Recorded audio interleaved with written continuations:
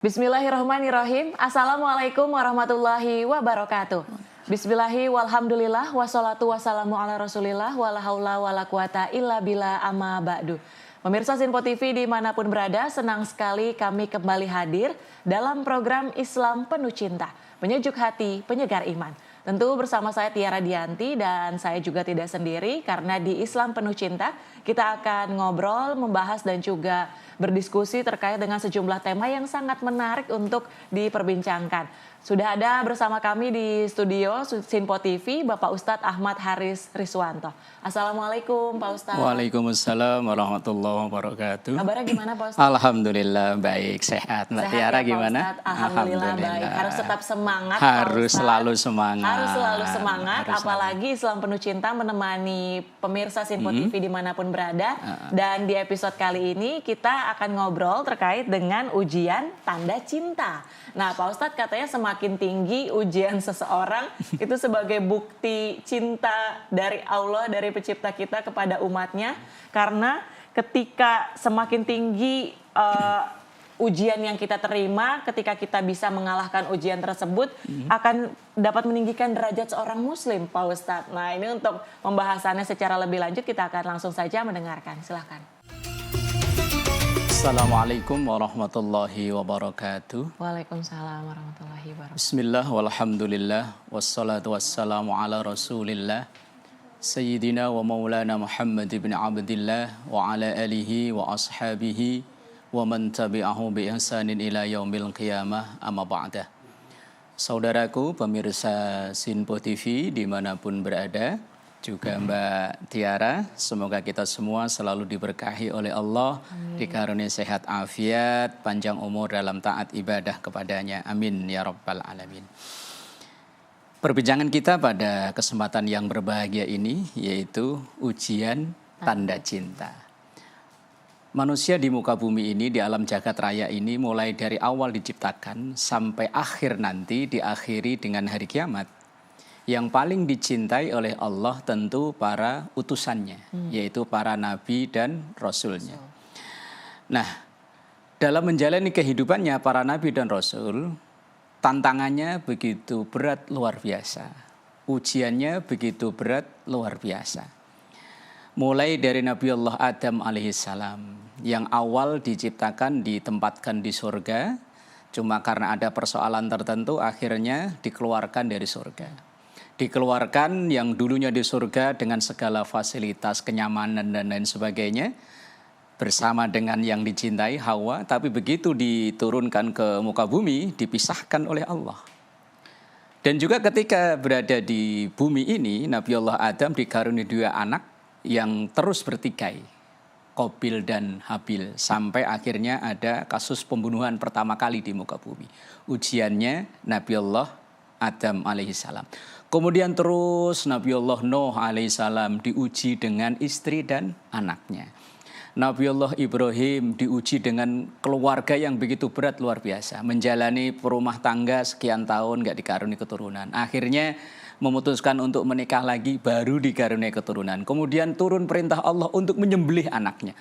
Ujian kayaknya bertubi-tubi gak selesai-selesai. Kemudian terus Nabi Nuh dia begitu, Nabi Allah Ibrahim ya begitu, Nabi Allah Musa alaihissalam ya begitu, sampai Nabi kita Muhammad sallallahu alaihi wasallam juga ujiannya luar biasa. Mulai dari dalam kandungan 2 bulan udah diwafatkan ayahnya, kemudian diasuh oleh orang lain namanya Suwaibah As-Salamiyah pertama, kemudian pindah ke Halimatus Sa'diyah, kemudian pindah ke ibunya sendiri, nggak lama kemudian pindah ke kakeknya Abdul Muthalib, kemudian nggak lama pindah lagi ke pamannya Abu Thalib. Begitu berat luar biasa. Kemudian ada klasifikasi nabi namanya Ulul Azmi, 5 orang nabi yang kehidupannya lebih berat, yaitu Nabi Allah Ibrahim, Nabi Allah Nuh, Nabi Allah Musa, Nabi Allah Isa, dan Nabi kita Muhammad sallallahu alaihi wasallam. Lalu apakah beratnya menjalani kehidupan yang dialami oleh para nabi itu Allah nggak cinta, justru menunjukkan kecintaan Allah kepada hambanya, yaitu dengan semakin cinta semakin diuji, seperti yang Mbak Ayat tadi bilang. Ada hadis Rasulullah Sallallahu Alaihi Wasallam begini, Inna idhamil jaza ma'a idhamil bala, bahwa sesungguhnya balasan atau pahala itu semakin besar ketika ujian yang dialami oleh seorang hamba itu semakin besar. Atau dalam bahasa lain, as-sawab ala qadari ta'ab, pahala itu disesuaikan dengan tingkat kesulitannya. Seumpama orang melaksanakan haji atau umroh, tapi bagi orang yang berduit nggak masalah. Umroh mau kapan saja bisa, wong duitnya ada. Tapi bagi orang-orang yang mohon maaf ekonominya mungkin agak terbatas, kan butuh perjuangan. Lah tentu perjuangan yang dibutuhkan lebih berat itu mendatangkan pahala yang lebih besar. As-sawab ala qadari ta'ab. Kemudian ada hadis Rasulullah Sallallahu Alaihi Wasallam yang diriwayatkan oleh Imam At-Tirmidzi. Beliau sampaikan, wa innallaha idza ahabba qauman ibtalahu. Dan sesungguhnya Allah ketika mencintai seorang hamba itu, maka cinta Allah itu dibuktikan dengan Allah memberikan ujian kepada hamba itu. Termasuk misalnya tadi dari 25 nabi dan rasul yang wajib kita ketahui, ada 5 yang masuk dalam ulul azmi, itu ujiannya jauh lebih berat dibanding dengan nabi-nabi yang lainnya. Lah begitupun seandainya kita dalam menjalani kehidupan ini kok kayaknya ujian bertubi-tubi, silih berganti. Mulai dari urusan keluarga, urusan pekerjaan, urusan dengan lingkungan. Bisa jadi Allah itu cinta kepada kita itu. Dan Rasulullah Sallallahu Alaihi Wasallam juga menyampaikan kepada kita, asyaddun nas bala'an al-anbiya, summas salihun, summal amsal fal amsal. Bahwa ujian yang paling berat itu dialami oleh para nabi dan rasul. Kemudian orang-orang soleh, dan kemudian yang sederajat dengan itu atau yang semisal dengan itu. Jadi ada juga ayat Al-Quran, ahasiban nasu ayyutaraku ayyakulu amanna wahum la yuftanun. Jangan kita mengira kalau kita menyatakan iman tidak diuji. Justru malah semakin tinggi tingkat keimanan seseorang, ujiannya semakin berat. Ibarat orang menempuh pendidikan, tentu yang di jalur awal, anak TAUD, TK, yang dasar SD, kemudian SMP, SMA dengan perguruan tinggi tentu kan beda. Semakin tinggi kelas jenjang pendidikannya, tentu semakin berat ujiannya. Begitupun kita. Jadi jangan kita beranggapan ketika seseorang itu menghadapi sulitnya hidup, langsung kita memvonis, enggak taat sama Allah. Justru malah bisa jadi sebaliknya. Kita bisa ambil contoh misalnya, Nabiullah Ayyub alaihissalam. Itu dulu beliau itu awal orang kaya raya. Orang kaya raya, kehidupan keluarganya, kesehatannya luar biasa. Tetapi kemudian diuji oleh Allah untuk membuktikan kecintaan Nabiullah Ayyub kepada Allah. Pertama yang diambil hartanya. Semua harta kekayaannya habis dalam sekejap. Setelah itu anaknya. Konon dalam riwayat anak beliau itu 13. Semuanya diwafatkan oleh Allah dalam jangka waktu yang berdekatan. Kemudian setelah itu kesehatannya. Dalam riwayat konon beliau sakit itu kurang lebih 18 tahun. Tanpa ada kesembuhan. Nah, ketika dalam ujian-ujian yang bertubi-tubi ini, sang istri, yang namanya istri kadang ini ya mengeluh. Ini suami saya kok kehidupannya makin kesini kok makin kacau. Dari ekonomi yang kacau, kemudian anak yang pada diwafatkan oleh Allah, kemudian kesehatannya. Apakah ini azab Allah? Ternyata Nabiullah Ayyub menjawab, ini adalah cintanya Allah kepadaku. Dan saya malu untuk minta kesehatan, karena saya udah diberi kesehatan oleh Allah 62 tahun, baru sakit 18 tahun, masa saya mengeluh. Nabiullah Ayyub, kita kadang baru sakit dikit aja udah ngeluhnya luar biasa. Lah kalau kita berkaca kepada sejarah para nabi itu tadi, betapa berat para nabi itu, beliau-beliau itu menjalani kehidupannya. Bukan Allah nggak cinta, justru Allah semakin cinta. Kemudian semakin bergeser kehidupan para sahabat, ujiannya luar biasa. Kemudian orang-orang hebat yang kita kenal, yang saat ini mungkin masih hidup, kadang kita itu kan hanya ngelihat ketika keberhasilannya saja. Perjuangannya, ujian yang ia tempuh, kita nggak tahu. Maka kita enaknya si itu Padahal kita nggak tahu perjuangannya dia untuk berada di posisi itu luar biasa. Nah, maka saudaraku yang dimuliakan Allah, pemirsa Sinpo TV, seandainya kita dalam menjalani kehidupan ini ada berbagai macam rintangan, ujian yang kayaknya kok silih berganti terus saja, yakinlah itu adalah tanda kecintaan Allah kepada kita. Nggak ada orang yang cinta tapi nggak diuji, itu nggak ada. Wong pasangan hidup aja kadang menguji kesetiaan dari pasangannya agar benar-benar terbukti murni cintanya, bukan karena yang lainnya. Begitupun dalam hadis Rasulullah Sallallahu Alaihi Wasallam, beliau juga sampaikan, faman radhiya falahur ridho, waman sahita falahus sukhtu. Kalau orang itu ridho dengan ujian yang dialami, maka Allah akan ridho kepadanya.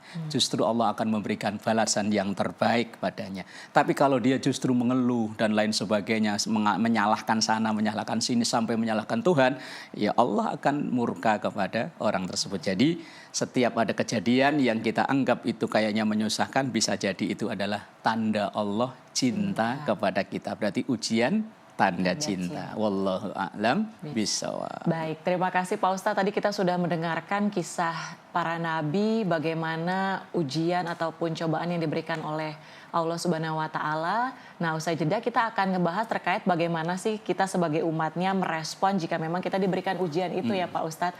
Tetaplah bersama kami di Islam Penuh Cinta, penyejuk hati, penyegar iman.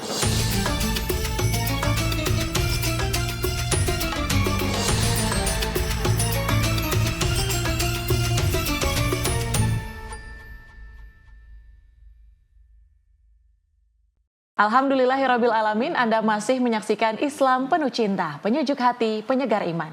Masih bersama saya Tiara Dianti dan tentu bersama Bapak Ustadz Ahmad Haris Riswanto, di mana di episode kali ini kita ngobrol terkait dengan ujian tanda cinta. Tadi di segmen sebelumnya Pak Ustadz sudah menjelaskan beberapa kisah Nabi yang kemudian diberikan ujian oleh Allah, dan itu memang sebagai bentuk tanda cinta dari Allah ya Pak Ustadz. Bukan berarti tanda benci malahan, namun tanda cinta kepada para Nabi, dan bahkan bisa meningkatkan kualitas keimanan kepada Allah jika kita bisa melalui ujian tersebut. Itu catatannya ya Pak Ustadz. Lalu gimana kita sebagai umatnya, sebagai hambanya, bisa melatih diri kita ataupun bagaimana merespon ujian yang diberikan oleh Allah gitu. Istilahnya Pak Ustadz, kalau saya diberikan sakit pilek, batuk aja tuh udah ngeluhnya udah ya ampun capek gitu, kerja capek gitu Pak Ustadz. Itu gimana Pak Ustadz meresponnya yang baik biar mendapatkan ridho Allah? Baik. Saudaraku pemirsa Sinpo TV dimanapun berada, juga Mbak Tiara. Begini, kadang kita menganggap bahwa segala sesuatu yang konotasi negatif itu baru disebut ujian. Padahal tidak. Nabiullah Sulaiman alaihissalam, kalau kita baca sejarah kehidupannya kayaknya kan paling nikmat ya. Seorang raja, seorang nabi, kaya raya, istrinya juga ratu kan, luar biasa. Tapi beliau menyatakan apa? Hadza min fadli rabbi. Ini adalah karunia Tuhanku. Liyabluwani, untuk menguji aku. Berarti kan segala fasilitas yang ada itu ternyata ujian. Nabiullah Sulaiman menganggapnya ujian. Ashkuru am akfur, apakah aku akan menjadi hamba yang bersyukur atau menjadi hamba yang kufur. Jadi kadang ujian itu berupa kenyamanan, bisa jadi. Kadang ujian berupa sebaliknya. Kadang ujian berupa kesehatan, tapi kadang ujian juga berupa sakit. Nah, segala yang terjadi di muka bumi ini kan hanya ada dua kemungkinan. Kemungkinan yang pertama sesuai dengan apa yang kita harapkan. Kemungkinan kedua tidak sesuai dengan apa yang kita harapkan. Nah, selama ini kita menganggap yang tidak sesuai dengan yang kita harapkan itulah yang disebut ujian. Padahal Allah Subhanahu wa taala dalam Al-Qur'an beliau mengatakan asa ang taqrahu syai'a wa huwa khairul lakum. Sesuatu yang kita anggap tidak baik itu bisa jadi malah baik buat kita. Ada pengalaman dulu, ada seseorang yang mencalonkan diri sebagai anggota legislatif, gagal. Itu menurut dia kayaknya ujian berat karena udah mengeluarkan segala yang ada dalam dirinya. Tapi begitu setelah berjalan 2 tahun, beliau mengucap, Alhamdulillah saya nggak jadi. coba kalau saya jadi itu teman-teman saya, kolega saya udah diseragamin sama KPK, seragam oranye. Saat itu dia menganggapnya sebagai musibah, tapi lain waktu menganggapnya sebagai anugerah. Saat itu dia mengucap astagfirullah innalillah kalau bisa jadi, tapi lain waktu dia mengucap alhamdulillah. Jadi tergantung bagaimana kita menyikapinya. Asa an takrahu syai'a wa huwa khairul lakum, bisa jadi sesuatu yang tidak kita sukai itu malah baik buat kita. Dan sebaliknya, wa asa an tuhibbu syai'a wa huwa syarrul lakum, bisa jadi sesuatu yang kita cintai justru malah buruk buat kita.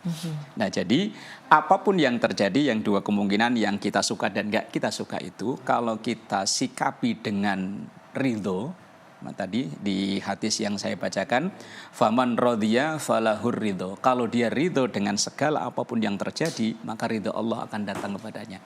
Ridho itu aslinya begini, ridho itu sikap batin kita yang menerima. Kalau orang Jawa bilang legowo, bahwa ini adalah yang terbaik menurut Allah untuk saya. Walaupun mungkin saat ini saya rasakan sakit, saya merasakan kegagalan, saya merasakan kesulitan, tapi kalau ini saya jalani dengan ikhlas, dengan terima, dengan legowo, insya Allah ini yang akan menjadi sumber datangnya keridhaan Allah. Dan bisa jadi ini adalah ujian awal untuk saya meraih tingkatan yang lebih tinggi. Kalau ibarat bahasa orang ngomong katanya semakin tinggi pohon, semakin tinggi angin, semakin kencang anginnya. Jadi ketika kita menghadapi kesulitan, yakinlah di belakang akan ada kemudahan. Ayat yang sekarang sangat populer yang saya sering lihat di mobil, stiker mobil, inna ma'al usri yusra, bahwa sesungguhnya bersama dengan kesulitan itu ada kemudahan.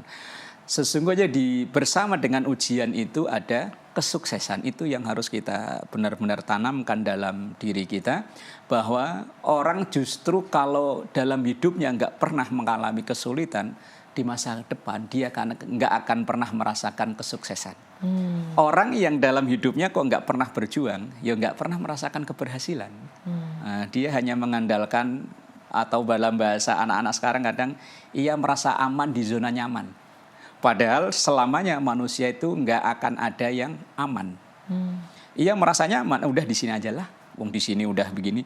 Lah kalau seperti itu dia akan stuck di situ-situ aja. Tapi kalau ia akan berjuang terus berusaha untuk naik, tapi tetap ujian itu pasti ada, insya Allah.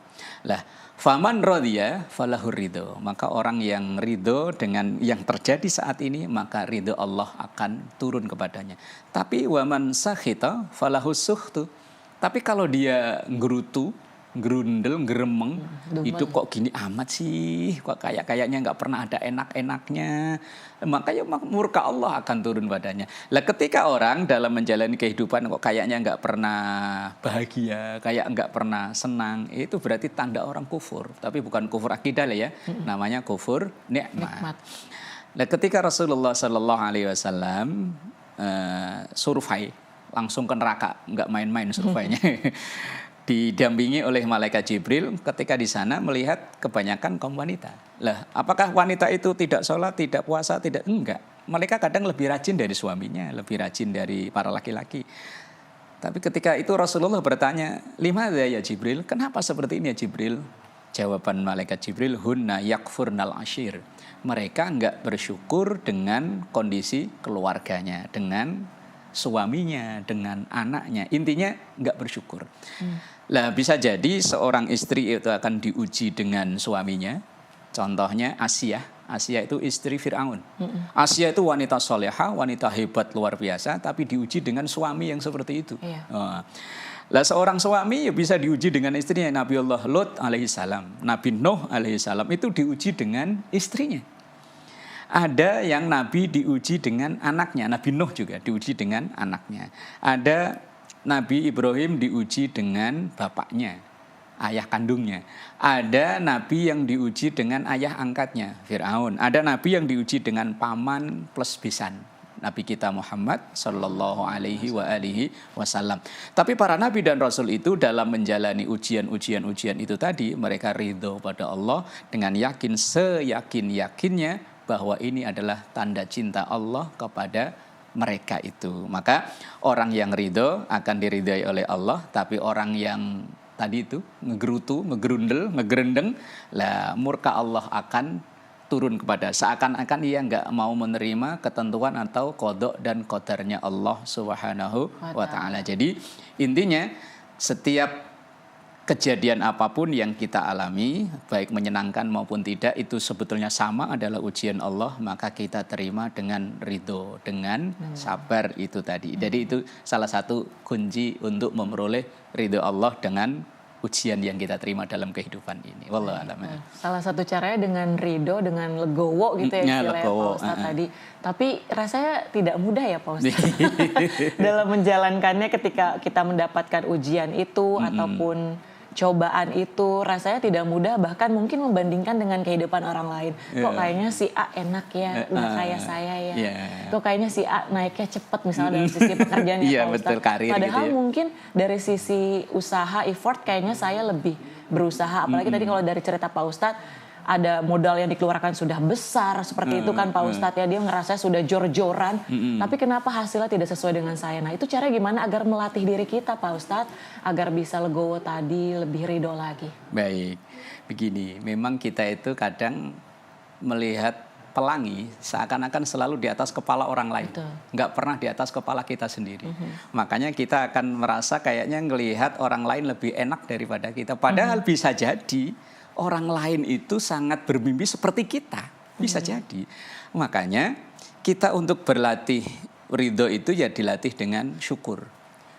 Dengan berterima kasih kepada Allah bahwa saya masih dalam posisi seperti ini. Mungkin bisa jadi posisi kita seperti ini banyak orang yang sangat, kalau bahasa kita mah sangat pengen berada di posisi kita. Cuma bagi orang yang tidak bersyukur, apapun itu akan terasa tidak menyenangkan. Apapun tidak menyenangkan, tapi bagi orang yang bersyukur, apapun sebaliknya menyenangkan. Umpamalah, mohon maaf ya, bagi orang yang mohon maaf dikaruniai badan yang agak over gitu, kalau dia nggak syukur akan sibuk nyari obat pelangsing. Sebaliknya orang yang mohon maaf diberi badan yang agak kecil, dia akan sibuk nyari obat penggemuk badan. Makanya bagi orang yang bersyukur, kondisi apapun itu bisa menyenangkan. Dan dalam hadis Rasulullah Sallallahu Alaihi Wasallam beliau sampaikan begini, bahwa semua orang yang beriman itu kondisi apapun semuanya baik. Kalau senang dia syukur, kalau lagi susah dia sabar. Dua-duanya insya Allah baik. Jadi langkah pertama yang harus kita lakukan untuk ridho itu adalah bersyukur, berterima kasih kepada Allah bahwa yang dikaruniakan oleh Allah kepada saya hari ini bisa jadi itu yang diharapkan orang lain. Udah sekian tahun mengharapkan seperti ini, cuman mereka belum bisa dan itu dikasihkan kepada kita.